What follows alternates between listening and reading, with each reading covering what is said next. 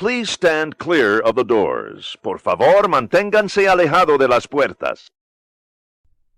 So, we all know that Disney and Ron DeSantis have been butting heads and arguing over a plethora of different issues over the last year, but it seems like all of this drama and unnecessary fighting is actually coming to an end. Disney's lawsuit against Ron DeSantis has been dropped, and the Florida Tourism Board, which actually is full of DeSantis appointees, has approved a Disney World expansion for the next 10 to 20 years. So while the whole Disney v. DeSantis story is definitely very interesting and worth talking about, today we're going to talk about what this expansion means for Disney World, what it means for the greater Florida and Orlando areas, and what it means for us fans of these parks. So while there is a lot of uncertainty, here's what we do definitively know as of right now. It'll take place between 10, 15, and 20 years. Disney's budget is a staggering $17 billion, and they will be given the opportunity to expand retail and office space, build 14,000 hotel rooms, 3 small parks, which whatever that means, and even add a 5th park altogether. However, I would like to stress, this does not mean that they are definitively doing all of this. This is just what Disney has been given permission to do by the Florida government. It does not mean that all of what I have just listed is happening, so don't get too excited just yet. However, the timing of all of this is definitely very interesting, considering next summer 2025, Universal Studios is opening their new park, Epic Universe, just down the road from the Disney World. It definitely feels like this is Disney's response, whatever it may be. And just to give insight on how much $17 billion is worth, it's been roughly estimated that Epic Universe cost around $4 billion on the high end, meaning Disney could build 4 Epic Universes and still have $1 billion left to do with as they please. Now, despite me preaching that there's a lot of uncertainty with all of these deals, we actually have an idea of what could be in this expansion and what we could be seeing within the next 10, 15, or 20 years. I think a good place to start is to talk about the thing that caught my eye the most, the 14,000 hotel rooms. And just to put into perspective how many hotel rooms this really is, this is the Contemporary Resort with Bay Lake Tower, the Polynesian Resort, the Grand Floridian Resort, Wilderness Lodge, Art of Animation, Pop Century, and all 3 All-Star Resorts. And while this is a lot, I do not see Disney using this much space all at once. Maybe they will build some and save the rest for later, or build some DVC here and there over the years, but them using all 14,000 rooms right now, or building some massive resort with 14,000 rooms, I just don't see happening. I really don't believe this is happening at all. But Disney has surprised us before, so we really just have to wait and see. I feel like they should be spending their money elsewhere. Let's shift gears and talk about retail space. And me, like I'm assuming a lot of you, like to spend way too much money on Disney merchandise whenever we're there. This topic actually isn't all that interesting when you really think about it. For one, the first thing I thought of when I heard this was Disney Springs, and there are a lot of stores not currently in Disney Springs that I feel would make perfect sense to be there. For instance, say, a Nike store. However, because this is technically a Disney deal, it is technically possible that it only refers to Disney-owned retail space. I heavily doubt this. I feel like that wouldn't make much sense for business, and I'm assuming it means any retail on Disney's property. But that being said, what about the different retail stores outside of Disney Springs, like in the hotels or in the parks? What does it mean for them? And if we do get that 14,000 hotel rooms or any expansions to the park, we will definitely need new gift shops. But like I said, this really isn't all that interesting. Like, Disney needs their merchandise. So it makes sense that they're going to want more merchandise areas, especially if this is a 20-year-long expansion of their resort. That's going to be a lot of retail. So while it's definitely worth talking about, and maybe it could end up being something way bigger than I realize, we're going to move on to something probably the biggest part of this video, apart from the end, the possibility of a 5th Disney World theme park. Now, a 5th Disney World theme park is nothing new. It's really been talked about a lot since Animal Kingdom has opened in 1998. And ever since this deal became known, I've heard a lot more people talking about it. But we come across a very, very major issue when talking about it, a theming issue. I've heard a lot of rumors about a villain-themed park that Disney was supposed to do years ago, but that never actually existed. And I've also seen fan art of a possible Star Wars or a Marvel park. However, we run into a very big issue with all three of these ideas. Disney will not make a park with one sole IP. Think about it. All 4 parks have multiple movies, multiple characters, multiple themes, walking around and interacting and existing together. So a big question is, when it comes to a 5th Disney World park, is what could the theme be? It probably sounds like a simple question, but when you really think about it, it's way more complicated and probably pretty impossible to answer, at least for me.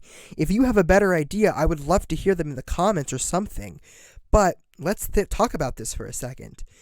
Magic Kingdom's theme is very much the quintessential Disney park, where it's a magical vacation destination powered by Disney. What do you think it's going to be like? Mom says there's even more magical stuff now. And then now let's head over to Hollywood Studios, which is themed around filmed, animated entertainment. So, with these 2 parks alone, we have the 2 biggest aspects of the Walt Disney Company already covered. And then let's look at Epcot, which celebrates us. It celebrates humanity, the different cultures within it, where we came from, where we're going, and where we are now. And then Animal Kingdom talks about nature and the environment and, of course, animals, and how we need to do our part in protecting it and protecting the world we all share and live in. That's the 2 biggest aspects of our own world already covered. So what else is there?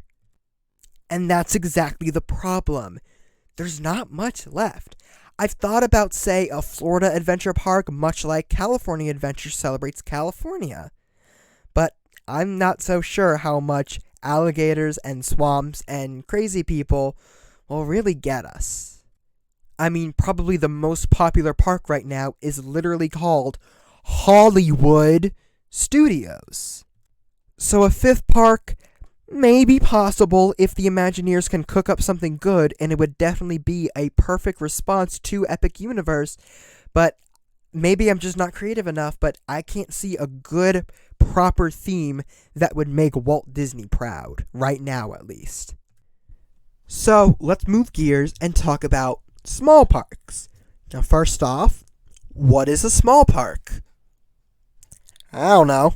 But it means one of 2 things, I think.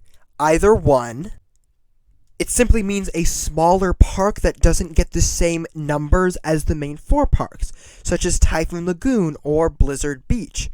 Or, option 2, it means smaller lands within the greater park, such as Galaxy's Edge, Toy Story Land, Pandora the World of Avatar. And while it is possible it could mean something else entirely, I think the latter is actually what Disney's mainly going to focus on with this expansion. First off, let's look at Dinoland USA, which has been confirmed to be getting rethemed to a Central America land, with an Indiana Jones ride, an Encanto attraction, and maybe even a Coco thing. And frankly, with the Coco thing, just give me a Beauty and the Beast live on stage type show for Coco, and I'd be happy. But anyways, this is definitely subject and a good subject to talk about when talking about this. I think the biggest part will be the Beyond Big Thunder Mountain expansion. That will be Disney's true response to Universal's Epic Universe Park. The Big Thunder Mountain expansion was first introduced at the D23 that first introduced the Dinoland retheme under the Blue Sky projects, which more or less just meant they were thinking about this and brainstorming it, but nothing was known for sure. But we have since learned that they are definitely moving along with it. But what will actually be in it is definitely the most interesting part of it. First off, it's already been a very, very major rumor that Thunder Mountain at Disney World will be getting a year-long retheme, just like the Disneyland Thunder Mountain got, that basically completely revamped the track and effects and even added that famous TNT scene. But let's look at the Beyond Thunder Mountain concept art. We see three things: Encanto, Coco, and Disney villains. But wait a minute. Didn't Encanto and Coco, weren't they in Dinoland? Yes. Let's look at the original concept art for Dinoland. We see Moana and Zootopia, meaning it's entirely possible that within Imagineering, they swapped. While Coco and Encanto are now in Dinoland, we may be getting Zootopia and Moana in Magic Kingdom. And while I doubt it, if we were able to get even a fraction of Shanghai Zootopia, that would be amazing. Like, I feel like that alone could put us above Epic Universe. There's already also been a big rumor that we will be getting Cars Land from California Adventure in the expansion. But I've also heard rumors that we will just be getting the e-ticket attraction Radiator Springs Racers. Once again, don't know. We don't know. We'll find out, I guess. But let's have a little fun here. Let's say Dinoland will be getting its full expansion as seen in the new concept art. Thunder Mountain will be getting its full Disneyland-style refurbishment. We will see Moana as seen in the concept art in Magic Kingdom, Shanghai Zootopia, Disney's California Adventures Cars Land, and a Disney Villains area. With complete guesstimations just based off what we might know, what we do know, and just a bunch of estimations around, I very, very, very roughly estimate this could cost around $5.1 billion. Not even half of the $17 billion budget. And that would leave plenty of money for 14,000 hotel rooms, more to Disney Springs, and maybe even new rides, like a Tangled ride that we desperately need in Disney World. And I personally really, really want the Beauty and the Beast trackless attraction from Paris's Disneyland. Like, I really want it. Like, that's probably my most wanted ride from an international Disney park. But, sadly, chances are we will not be getting all of this, especially since their limit is 3 small parks. And once again, we don't even technically know what that means. So, does it even affect this? I don't know.